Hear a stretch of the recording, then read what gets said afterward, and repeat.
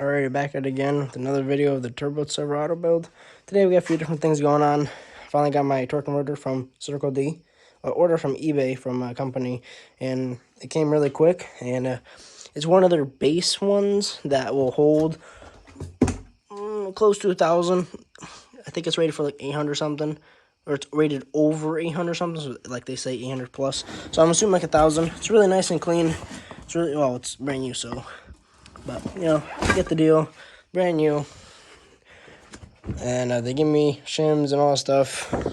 About it. I think it's from eBay from, I think, 269 Motorsports. That's their company. I don't know if I'm right or wrong with that, but whatever.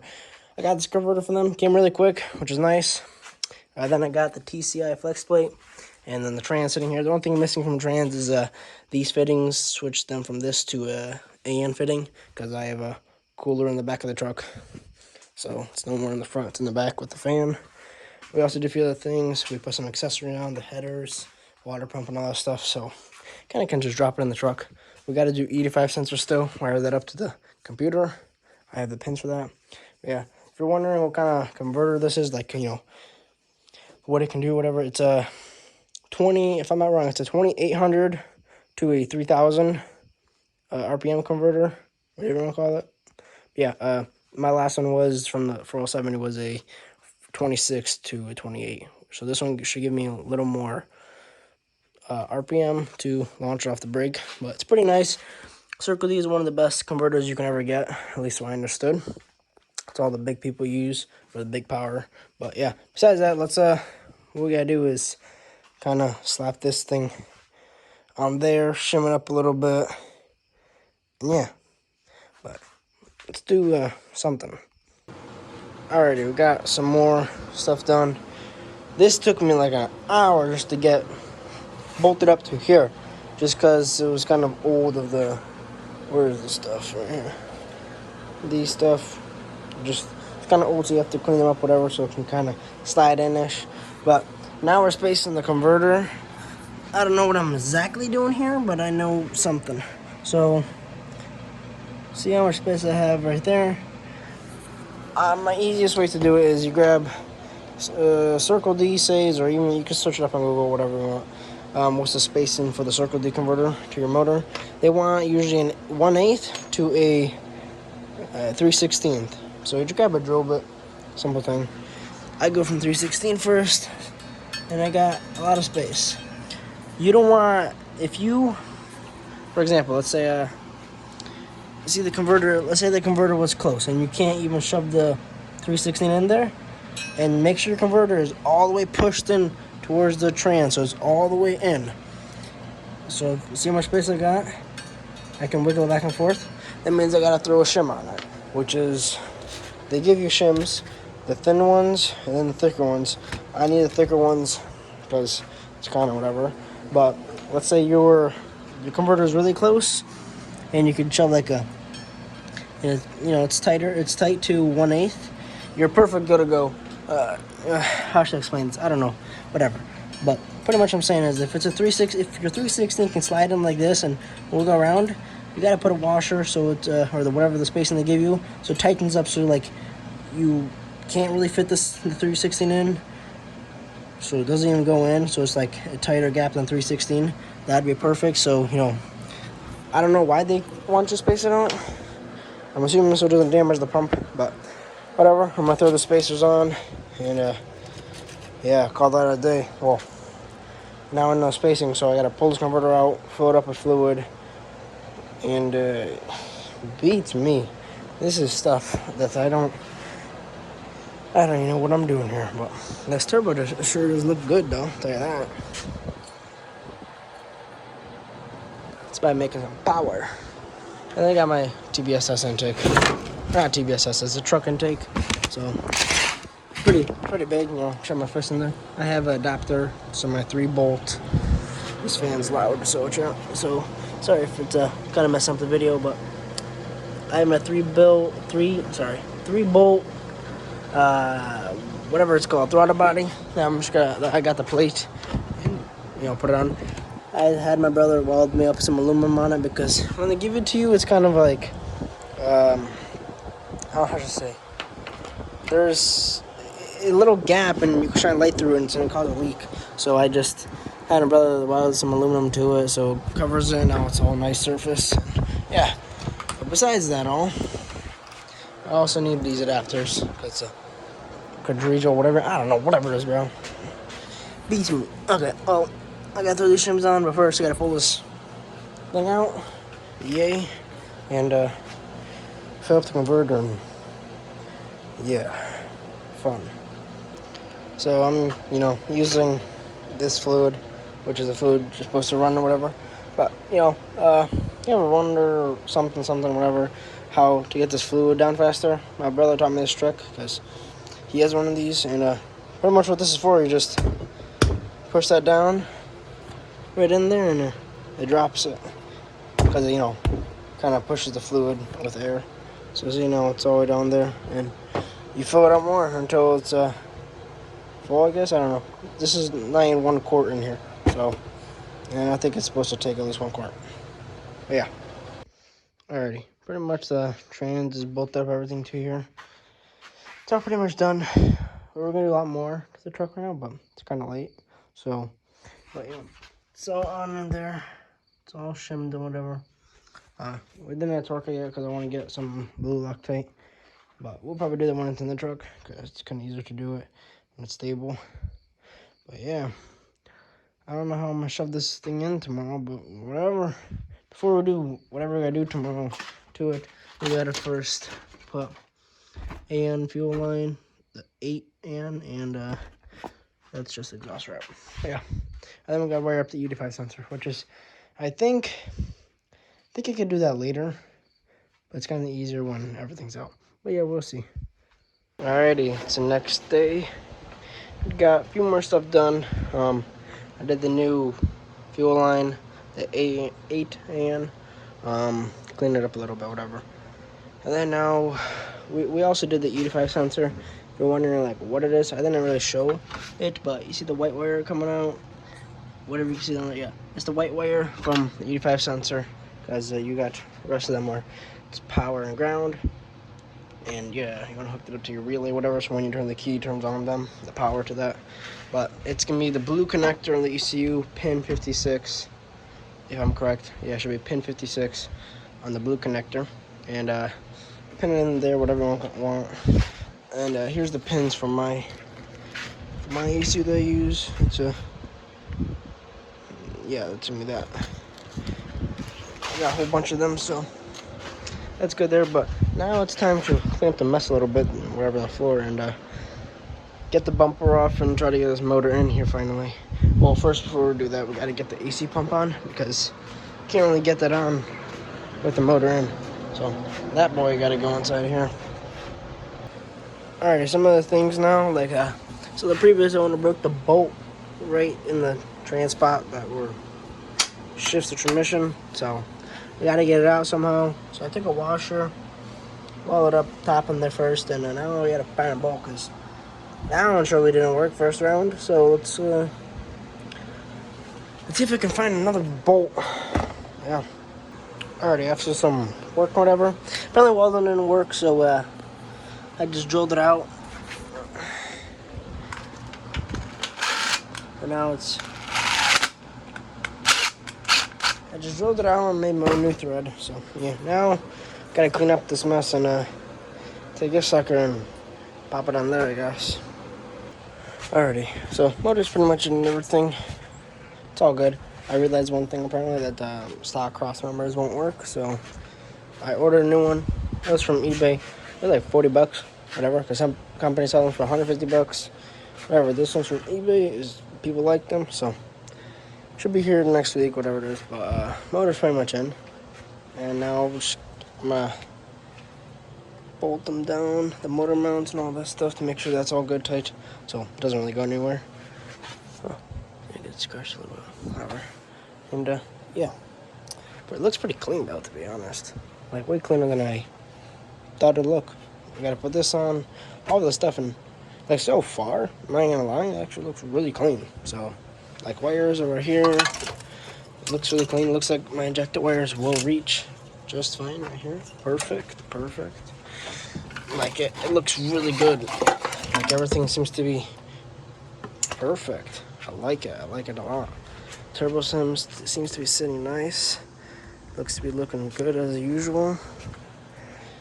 I did the ECU already, like I already said, so this thing can go right back on. And how does it go? I have no idea. Huh.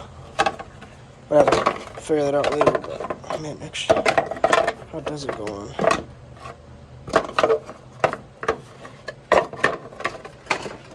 Whatever. Okay. But yeah, let's bolt on the motor mounts and all that. Alrighty, so got the engine plate off whenever. Got the new my valley cover or whatever you call it on. Motor mounts are all in, pretty much all good to go. Don't really know what to do at the moment. I'm just throwing little stuff on, like the temp sensor. I gotta kind of cut this gasket that's in the way. See that? Where is it? Yeah, that thing. I think that's my temp sensor spot, yeah. And then I'm gonna throw like the oil sensor, oil feed on, little things. I want to reroute this one because it kind of sits right here. And it's kind of like in the way of the valve cover, so I want to reroute it to the back like this. You know, make it a little cleaner. And then, yeah, we also can start on trying to fab up an exhaust. The looks of it right now is that to here. It's gonna be a tight fit. I don't really know how I'm gonna do that. I'm kind of lost at the moment, to be honest. Cause like I don't see how much room I get. I don't got no room. So well, I got downpipe, so the downpipe kind of makes it a lot easier. That I had a lot on it, that thing right there. So I'll probably cut it at the weld spot right there and go from there with that, because that kind of gives me a lot more, because it's made to fit in here perfectly fine, which it does every single time. And then yeah, pretty much then we can go from there. My brother's a welder, so he'll probably help me weld it. If not, if he can't do that, then I'll just do it myself. But yeah, pretty much. Alrighty, some little updates. Sorry for the mess, whatever. But it's a little over the update, whatever it is. As you can see, the front end's a little bit together, intake's on or whatever. Some stuff with it going on. I didn't really record because it was a pain in the absolute butt. Intake was fitting on, just whatever. Fuel lines are pain in the butt. I still got, they're all done. I just gotta put these in the back ones that go to the return. So I just got one fitting missing. I need one straight 8-in line, but I don't really have it, so we're gonna choose a 90 or whatever I got, honestly. But I hooked up the battery after did everything, has oil in the motor, and we'll see if it cranks, to be honest. It has no spark plugs in it, but you know, cranking is still cranking. Fuel pump is unhooked.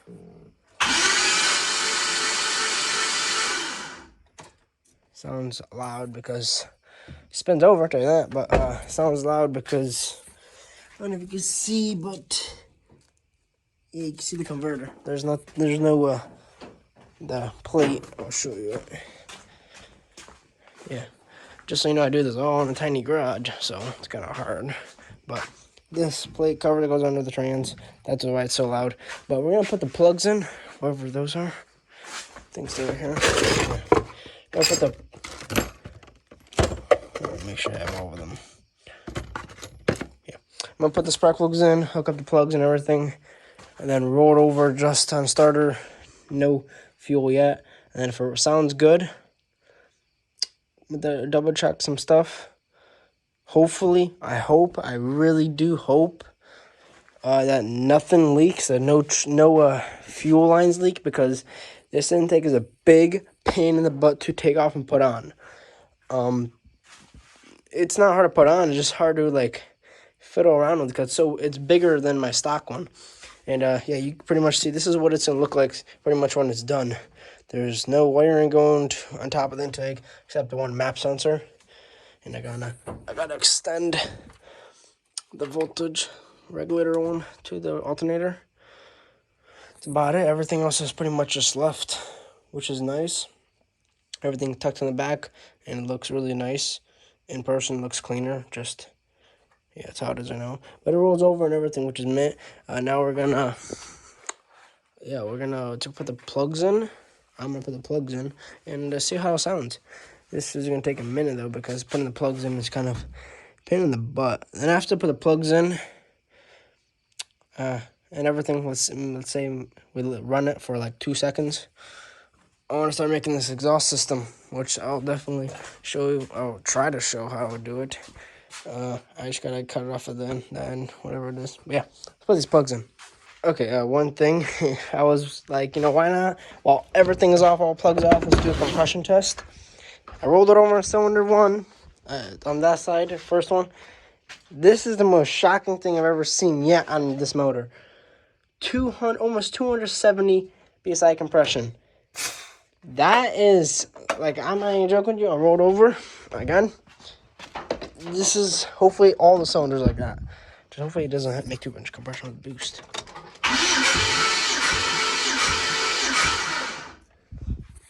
That's 3 rollovers on that piston, and almost 270 again. That is honestly really impressive for me. But yeah, let's do the other ones. We're gonna do all of them just to make sure that's like that, because why not? If we're already adding, all spark plugs are off and whatever. Why not? If you're just wondering where'd I get these valve covers from, because they're the tall ones, as you can see. I got them from Amazon. They were like, I think it was like $80, $90, and they work great. I heard from someone or whatever that they leak or something, but I'll find that out when I warm it up. But yeah, let's try the other one now.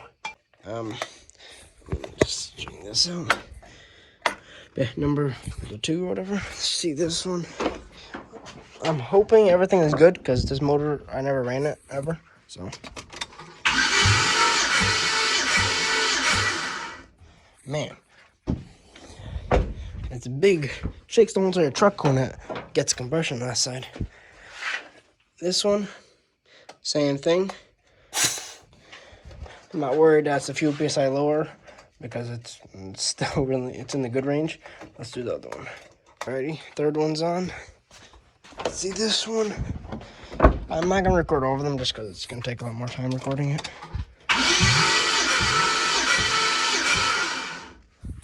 Man, I think the battery's a little bit dead just because I expect it to roll over a lot more faster. This one as well, closer to 210. Yeah, it's normal, because at least what I understood and heard that going from the front to the back, the compression is going to decrease. At least I understood. But yeah, let me just check through all of them, make sure they look good. Alrighty, we did compression test. That side was all good. It was on 200s plus whatever. This side was all good as well. 210s mostly. One was 240. One was like a 190. No, not 190, like a 200. It's all pretty good. I'm not assuming it's supposed to be. I know it's not supposed to be high. This motor, I didn't gap the piston rings, nothing, so I just left it there because it had like 180,000 miles or something like that. So it's pretty much good enough for me. Or it had 120 something. I don't know, but this dash on the truck, how many miles the truck has itself is 180 something. So that'd be perfect matching again, miles ish, which is great.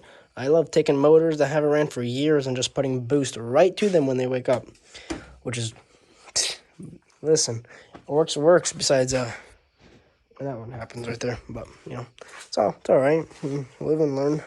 I redid it all, so it looks a lot cleaner, and we did a lot more stuff so that should have happened, like fuel lines, injectors, fuel pump, fresh motor off the bat, so that I'm not dealing with that one that kept blowing up around and around. It was funny because I literally told myself maybe I should swap this piston out, because what if it's giving out as well?